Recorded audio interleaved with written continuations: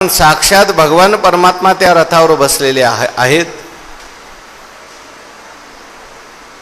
जो वैकुंठीचा राणा आहे, म्हणजे वैकुंठाचा तो राजा आहे. देव दुर्लभ असलेलं वैकुंठ आहे. वैकुंठ शब्दाचे अनेक अर्थ आहेत. विगता कुंठा यस्मात् सा वैकुंठ, ज्या ठिकाणी कुठल्याही प्रकारची चिंता नाही ते वैकुंठ आहे. जे परमात्म्याचं स्वरूप आहे ते वैकुंठ आहे. भगवान परमात्म्याचा लोकविशेष सगळ्या ब्रह्मांडांच्या वरती, सर्व लोकांतराच्या वरती जो लोकविशेष आहे, स्वर्गाचं वर्णन आपण ऐकतो. जेथ अमरत्व हे सिंहासन, ऐरावतासारखे वाहन, राजधानी भुवन अमरावती. ज्या ठिकाणी कामधेनूची खिल्लार आहेत, चिंतामणीच्या सडका आहेत, असं स्वर्ग आहे. तर स्वर्गापेक्षाही श्रेष्ठ असलेलं वैकुंठ आहे. त्या वैकुंठामध्ये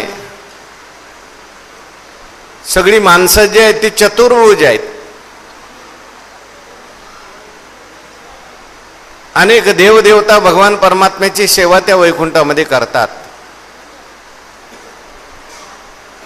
साक्षात लक्ष्मी त्या वैकुंठामध्ये भगवान परमात्म्याची स्तुती करते, सेवा करते.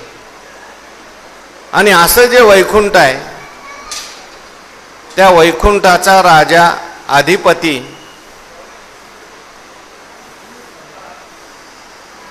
इंद्र, चंद्र, महेंद्र यातेची पूजिती, श्रुती शास्त्री तेही यातेची स्तविती, महासिद्ध मुनी ध्यानी आराधिती, निळामणी तोहा जोडला सांगाती हो. असं जे वैकुंठ आहे, त्या वैकुंठाचा राजा परमात्मा आहे. आणि तो परमात्मा त्या ठिकाणी जेथ अश्ववाहको आपण, भगवान परमात्मा आपण होऊन अश्ववाहक झालेले आहेत. देवाला कोणी अश्ववाहक केलेलं नाही. आपण स्वतःहून तो त्या ठिकाणी भक्ताकरता अश्ववाहक झालेला आहे. युद्धासाठी मदत मागण्याकरता भगवान परमात्म्याकडे दुर्योधनही गेला होता आणि अर्जुनही गेले होते. अगोदर दुर्योधन गेला आणि डोक्याच्या बाजूला जाऊन बसला. दुर्योधन आल्यानंतर देवाने झोपण्याचं नाटक केलं. देव जागेच होते, परंतु आता दुर्योधन आलेला आहे म्हणून भगवंत मुद्दाम झोपतात. अर्जुन महाराजही गेले. अर्जुन महाराज गेल्यानंतर अर्जुन महाराजांनी आपली देवाच्या पायाची जागा धरली. दासाची जागा, सेवकाची जागा ही पायाजवळ आहे. आणि मग अर्जुनाची चाहूल लागल्यानंतर भगवान परमात्मा उठून बसले. अर्जुना कधी आलात? अर्जुना कधी आला म्हटल्यानंतर इकडून दुर्योधनाचा आवाज आला, पहिला मी आलोय. मग देवाने असं मागे बघितलं, हे महाशय सुद्धा आलेत वाटतं. देवाला माहितीच आहे कशा करता आलात तुम्ही दोघं. देवा, युद्ध ठरलेलं आहे, युद्धाकरता आम्हाला मदत पाहिजे. भगवान परमात्मा म्हटले, जरी दुर्योधना तू पहिल्यांदा आलेला असला तरी सगळ्यात पहिल्यांदा मी अर्जुनाला पाहिलंय. अर्जुनाने पहिल्यांदा मागायचं. मी दोन विभाग करतो. एका बाजूला मी एकटा हातात शस्त्र धरणार नाही, आणि एका बाजूला मात्र माझी सगळी नारायणी सेना राहील. काय पाहिजे सांग अर्जुना तुला. दुर्योधनाच्या छातीचे ठोके वाढायला लागले. कदाचित अर्जुनाने सेना मागितली तर. पण अर्जुनाने सांगितलं, देवा मला सेना नको. अरे पण बाबा, मी हातात शस्त्र धरणार नाही, मला तूच पाहिजे.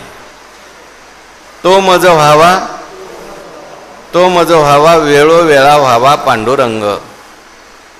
आणि मग भगवान परमात्मा त्या ठिकाणी स्वतः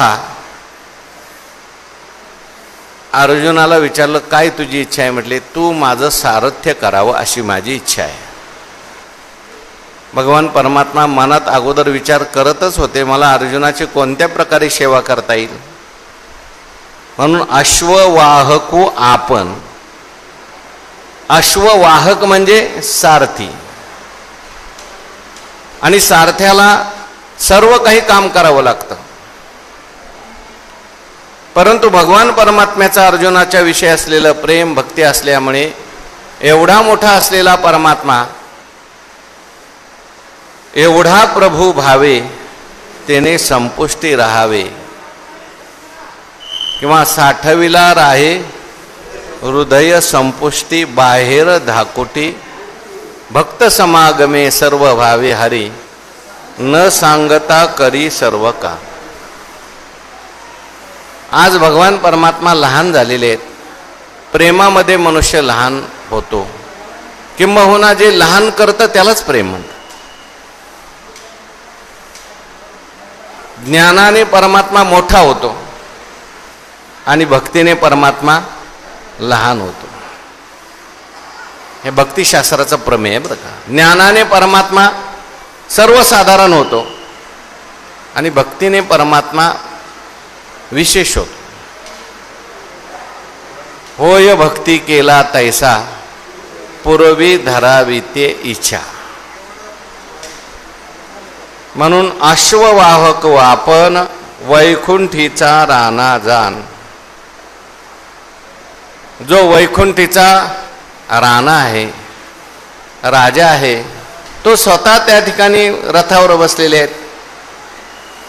मग तया रथाचे गुण काय वर्णू. त्या रथाचे गुण मी काय वर्णू. अर्जुनाने सुद्धा भगवंताला आपलं सारथी बनवलंय.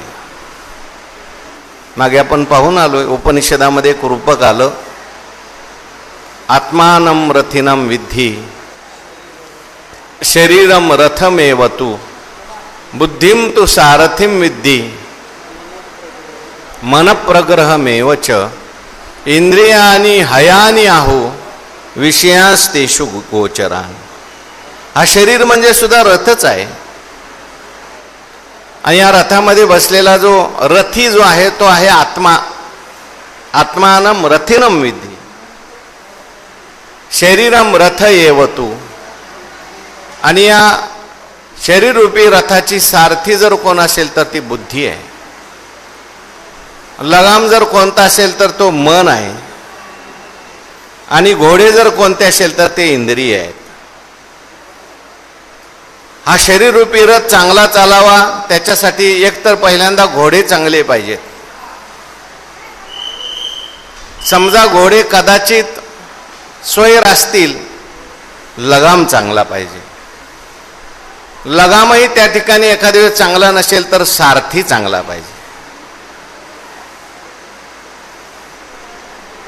परंतु बऱ्याच वेळेला इंद्रिय रूपी रथाचे घोडेही विचित्र राहतात, लगामही तुटलेला राहतो आणि सारथी सुद्धा त्या ठिकाणी योग्य नसतो. आणि मग तो रथ कुठल्या खड्ड्यात जाईल काही सांगता येत नाही. कवने के अवसरी रिगोनी नेत्राचे द्वारी रूपाच्या डोंगरी सैरा हिंडे. हा इंद्रिय रूपी रथ कुठे जाईल काही सांगता येत नाही. विषयांच्या दरीमध्ये हा जातो. म्हणून पहिल्यांदा घोडे चांगले पाहिजेत. म्हणून अर्जुनाच्या रथाच्या घोड्याचं वर्णन केलंय. अर्जुनाच्या रथाच्या घोड्याचं वर्णन करताना घोडे कसे आहेत सांगितलं. तत श्वेतैर हये रोखते. पांढरी शुभ्र घोडे आहेत. दुर्योधनाच्या घोड्याचं वर्णन आहे का. दुर्योधनाच्या रथाचं वर्णन आलं का नाही. ज्ञानोबारायांना करावं असं वाटलं का. त्यांना माहिती हा रथ खड्ड्यात जाणार आहे. या रथाचे घोडे सुद्धा ताब्यात नाहीत. या रथाचा सारथी चांगला नाही. या रथाचा लगामही तुटलेला आहे. इंद्रिय चांगली पाहिजेत, सात्विक पाहिजेत, पांढरे घोडे, शुभ्र घोडे म्हणजे सात्विक इंद्रियांचं प्रतीक आहे. अर्जुनाचे घोडे किती पांढरे शुभ्र आहेत. अर्जुनाची सगळी इंद्रिये सात्विक आहेत. स्वर्गात गेला तरी अर्जुनाचा विवेक जागृत आहे. अर्जुन म्हणतो मला शाप परवडेल पण मला पाप परवडणार नाही.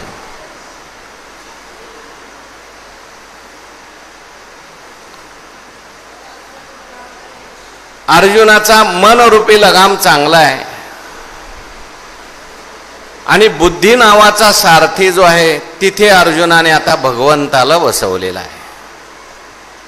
म्हणजे आपली बुद्धी भगवंताला समर्पित केलेली आहे. तुका म्हणे घालू तयावरी भार, वाहू हा संसार देवा पायी.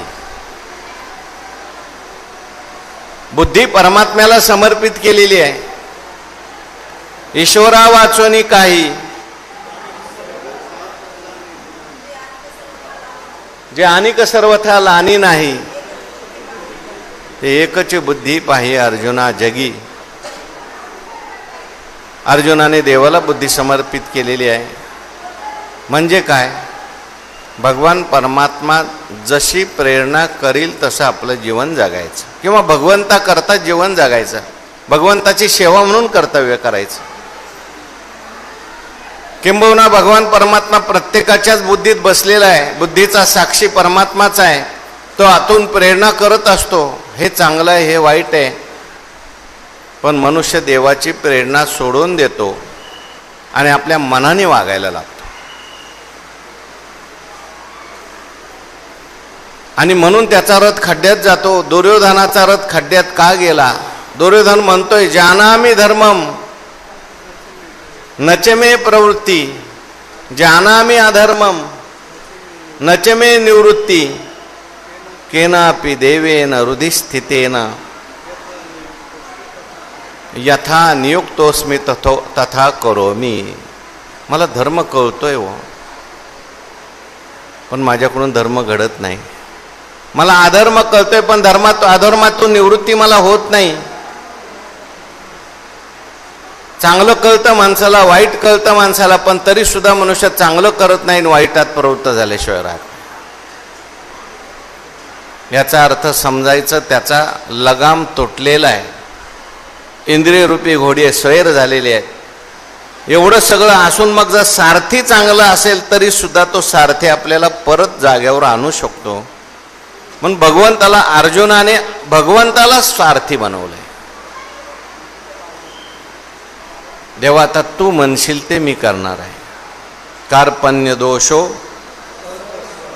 पृच्छामि त्वाम धर्म सम्मूढ चेता यत्श्रेयस्यान निश्चितं ब्रूहि तन्मे शिष्यस्तेहम शाधि मान्त्वाम प्रपन्नम. म्हणून जेत अश्ववाहकू आपण वैकुंठीचा राणा जाण, त्या रथाचे गुण काय वर्णन करायचं त्या रथाचं? पहा पहा काही श्री नारायणे तया पांडवांचे उणे, केजेची ना पुराणे विश्ववंदे. भगवान परमात्म्याने त्याचा अंगीकार केलेला आहे. भगवान तिथे बसलेले आहेत आणि देव तिथं असल्यामुळे मग सगळं तिथे देव असतो. यत्र योगेश्वर कृष्णो यत्र पार्थो धनुर्धरः तत्र श्रीर विजयो भूतीर ध्रुवा नीतीर मतीर मम. तिथल्या ओव्या भागात आपल्या सगळ्या ओव्या झालेल्या आहेत. चंद्रू तेथे चंद्रिका, शंभू तेथे अंबिका. नाही हा ते ठीक आहे. दृष्टांत सिद्धांत सांगा. भगवान परमात्मा जिथे आला तिथे सगळ्या रिद्धी सिद्धी सहित लक्ष्मी येते. तैसे सकळ पुरुषार्थ जेने स्वामी का सनाथ, श्रीकृष्ण रावो जेथ तेथ लक्ष्मी, आणि आपुलेनी कांतेशी ते जगदंबा जया पाशी animadiki काय दाशी नव्हती तया ते. म्हणून भगवान परमात्मा आलाय म्हटल्यावर सगळं आलं तिथे. म्हणून त्या रथाचे गुण काय वर्णन करायचं त्या. आपण परवाच काल विजय नामे अर्जुन विख्यात तू विजय स्वरूप श्रीकृष्ण नाथू श्रेयसी विजय निश्चितू तेथेची असे. मग त्या रथाचे गुण काय वर्णू, त्या रथाचं गुण काय वर्णन करावं. अहो थोडं तरी सांगा ना त्या रथासंबंधी. नुसतं काय वर्णन करू आणि थांबायचं का. नाही, सांगतो ऐका, वाचा काय काय रथावर आहे त्या. होई वाचा पुढची. ध्वजस्तंभावरी वानरू तो मूर्तिमंत शंकरू सारथी शारंग धरू अर्जुनेशी. अहो त्या ध्वजस्तंभावरती कोण आहे. वानरू. अर्जुनाच्या रथाची ध्वजा किती मोठी होती. 4 कोस. 1 कोस म्हणजे किती किलोमीटर. 4 किलोमीटर म्हणजे 4 कोस म्हणजे 16 किलोमीटर. म्हणजे इथं जर रथ उभा असला तर पुण्यात ती ध्वजा लटकायची, एवढी लांब. पण ती ध्वजा अशी होती की ती कशात अडकत नव्हती. ती ध्वजा फडकत असताना लोकांना असं वाटायचं वीज चमकते की काय, अशी चमचम करत होती ध्वजा. नुसती ध्वजा होती का, त्या ध्वजस्तंभावरी वानरू. वानर आहे त्या ध्वजस्तंभावर. कोण आहे तो वानर. तो सामान्य वानर आहे का. जो मूर्तिमंत शंकरू, साक्षात शंकराचं स्वरूप. तुका म्हणे रुद्रा अंजनीची या कुमरा. इथे शंकर नाव घेतलेलं आहे. म्हणजे आता इथे जे अर्जुन महाराज आपलं हनुमंतरायांचं जे काम आहे ते संहाराचं काम आहे. भगवान शंकर ज्याप्रमाणे सगळ्या सृष्टीचा संहार करतात त्याप्रमाणे शत्रुसेनेचा संहार करण्याकरताच की काय भगवंताने लीला केलेली आहे आणि हनुमंतरायाला वरती बसवलेलं आहे. कथा आपण मागच्या वेळेस पाहून आलोय. तीर्थयात्रा करत असताना अर्जुन महाराजांची आणि हनुमंतरायांची भेट झाली. चर्चा सुरू झाली. कसं काय चाललंय हनुमंता. अगदी व्यवस्थित आहे. आणि हनुमंतराय म्हणायला लागले, हनुमंतराया त्रेतायुगामध्ये जर आमच्यासारखे भक्त असते तर देवाला एवढे कष्ट पडू दिले नसते. म्हणजे काय कष्ट पडले देवाला. अहो एवढा मोठा समुद्र, त्या समुद्रावर पूल बनवावा लागला. माझ्यासारखा जर भक्त असताना अर्जुन महाराज म्हटले तर मी बाणाचा पूल तयार केला असता. दुसऱ्याला कोणालाच हात लावू दिला नसता. कोणाला कष्ट करायची गरज नाही. देवाला कष्ट करायची गरज नाही. वानरांना कष्ट करायची गरज नाही. मी एकट्यानेच पूल बनवला असता. हनुमंतराय म्हणले, अर्जुन महाराज तुमचा बाणाचा पूल आमच्यासारखे मोठे मोठे वानर उड्या मारत गेल्यावर टिकला असता का. माझा बाणाचा पूल तुम्हाला माहिती नाही. आणि मग अशी वादावादी झाली आणि दोघांनी ठरवलं आता बाणाचा पूल तयार करायचा. आणि हनुमंतरायांनी सांगितलं मी तुम्हाला तोडून दाखवतो. पण म्हटले असं नाही, काहीतरी पैज लावली पाहिजे. हनुमंतराय तुम्ही जर माझा बाणाचा पूल तोडला ना, अर्जुन महाराज म्हणले मी अग्निकाष्ट बक्षीण करीन. आणि नाही तुटला ना तर मी तुमच्या ध्वजावर राहील. अर्जुन महाराजांनी त्या ठिकाणी बाणाचा पूल तयार केला. हनुमंतरायांनी जय श्रीराम म्हटलं. उडी टाकल्याबरोबर बाणाचा पूल तुटला. लगेच काष्ट गोळा केली, लाकडं गोळा केली आणि अर्जुन महाराज त्या ठिकाणी अग्निकाष्ट भक्षण करणार. देव प्रगट झाले. म्हटले अर्जुन महाराज थांबा. कुठं चालले. म्हणले मरतोय न काय. म्हणले अजून युद्ध व्हायचंय, आधी मरू नका.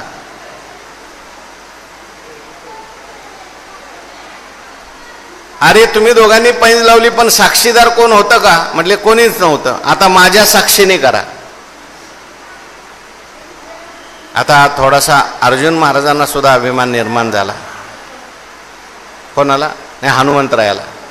परत बाणाचा पूल तयार केल्यानंतर हनुमंतरायाने उडी टाकली, परंतु देवाने आपलं सुदर्शन चक्र त्या बाणाच्या पुलाच्या खाली लावलं.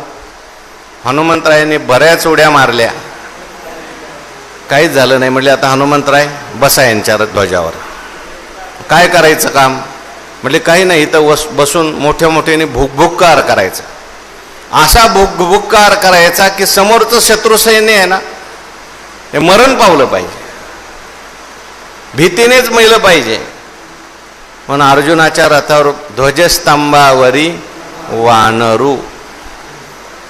पण तो कोण आहे वानरू? सामान्य नाही, तो मूर्तिमंत शंकरू. भगवान शंकरच अर्जुनावर असलेल्या प्रेमामुळे, भगवान परमात्म्यामुळे असलेल्या प्रेमामुळे, संहाराची देवता आहे शंकर भगवान, किंवा शंकर शब्दाचा अर्थ आहे शम करोती इति शंकर. अर्जुनाचं कल्याण करण्याकरता तिथे बसलेले आहेत, जगाचं कल्याण करणारे ते आहेत.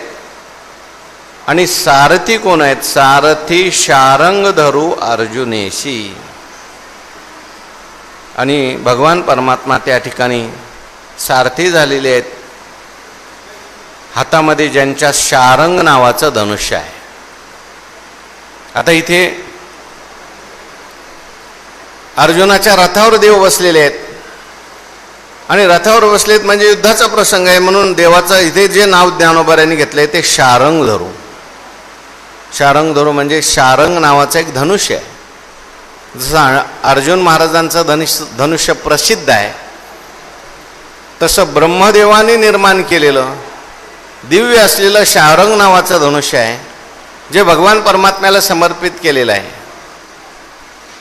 आणि ते शारंग नावाचं धनुष्य भगवान परमात्मा नेहमी हातामध्ये धारण करतात.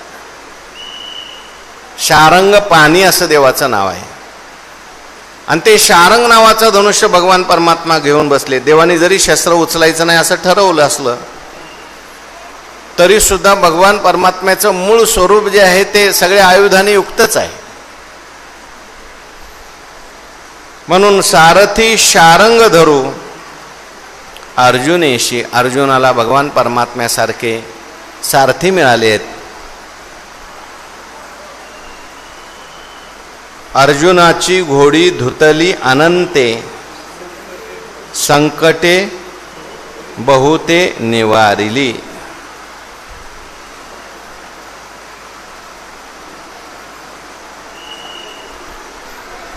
ज्ञानेश्वर महाराज त्या ठिकाणी वर्णन करतात, भगवान परमात्मा सारथी झालेले आहेत. म्हणजे अर्जुनाची घोडी धुवायचं काम, अर्जुनाच्या घोडे आजारी पडले तर त्यांना औषध पाणी करायचं काम, त्यांना चारा द्यायचं काम, पाणी द्यायचं काम सुद्धा प्रसंगविशेषी देव करत होते. सगळं भगवान परमात्मा का करतात त्याचं स्पष्टीकरण पुढच्या वेळीमध्ये आहे. देखा नवलतया प्रभूचे अद्भुत प्रेम भक्तांचे, जे सारथ्य पार्थाचे करीतू असे. एक नवल आहे. नवल म्हणजे आश्चर्य, कारण भगवान परमात्मा कोण आहे? प्रभू आहे. गतिर् भरता प्रभू साक्षी, निवास शरणम सुहृत, प्रभव प्रलय स्थानम निधानम बीजमव्यम. देवाने तिथे ज्ञानोबारांनी सुंदर विवेचन केलंय.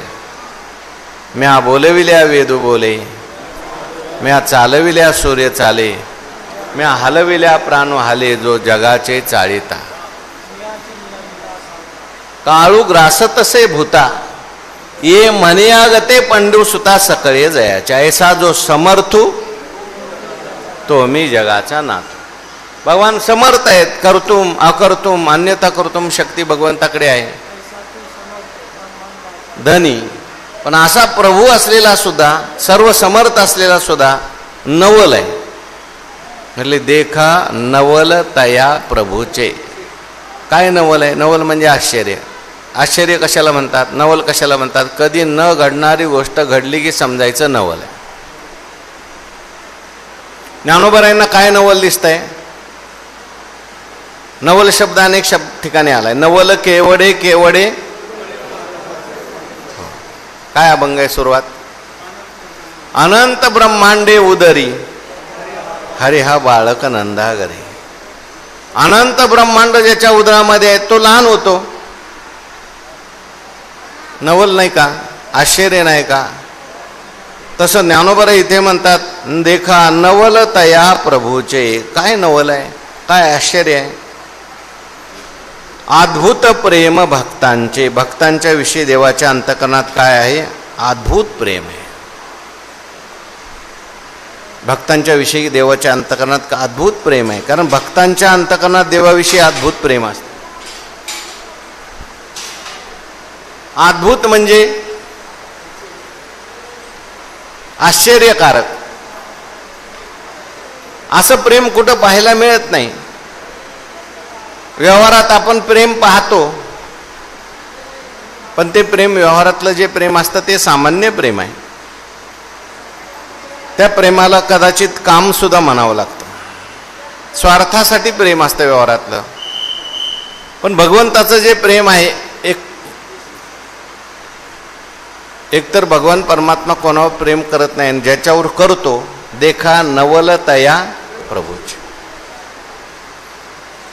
देवाला प्रेम जर कोणाच्या विषयी वाटत असेल तर अद्भुत प्रेम भक्तांची. भक्तांच्या विषयी अद्भुत प्रेम आहे. किती प्रेम आहे देवाला? जे आईवडिलांना सांगितलं नाही, जे भावाला सांगत नाही, जे पत्नीला सांगत नाही, ते गुह्य अर्जुनेशी बोलत. भगवान परमात्मा म्हणतात, मला सगळ्यात माझे भक्त किती आवडतात, किती आवडतात. तेही प्राणा परवते, आवडती मज निवते, जे भक्त चरित्राते प्रशंसिते. एक श्लोक आहे, नच श्री न तथा मे प्रियतमा, आत्मयोनिर न शंकरा. हो, मला तेवढे त्याच्याशिवाय त्याच्या इतकं कोणीच आवडत नाही, कोणीच.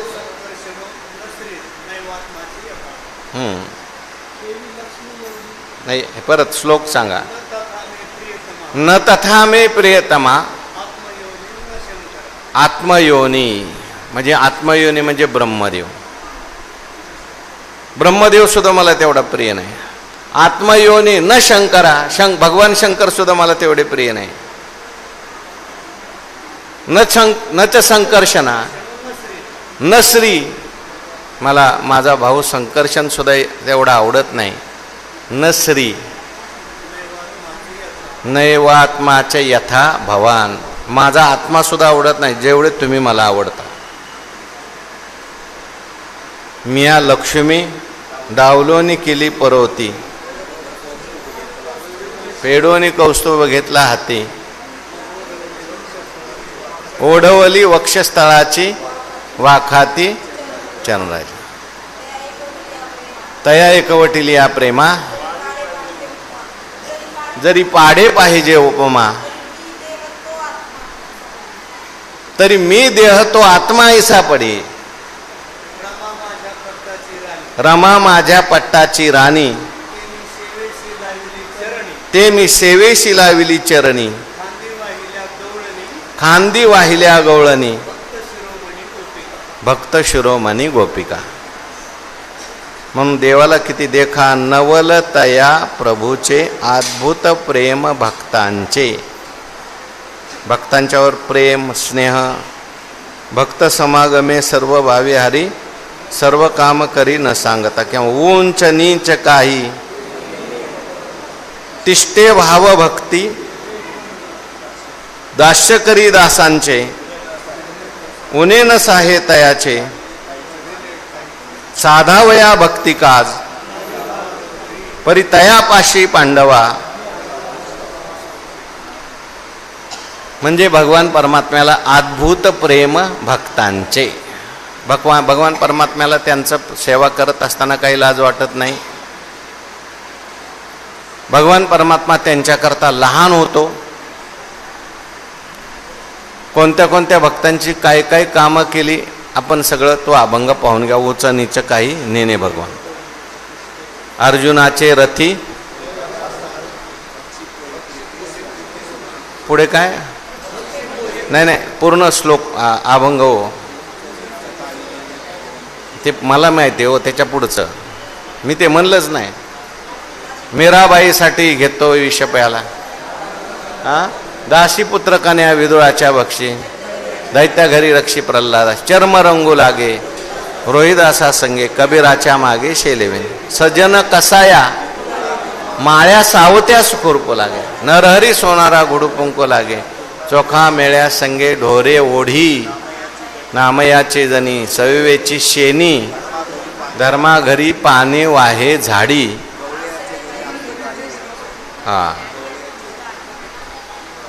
नाम्या सवे जेवी नवे संकोचित, ज्ञानियाची भिंत अंगे ओढी.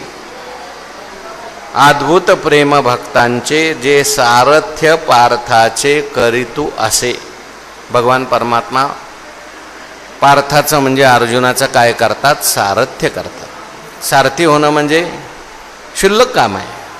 तसं पाहायला गेलं तर देवाच्या मानाने सारथी होणं म्हणजे क्षुल्लक आहे, पण देवाला त्याच्यात मोठेपणा वाटतो, देवाला त्याच्यात आनंद वाटतो.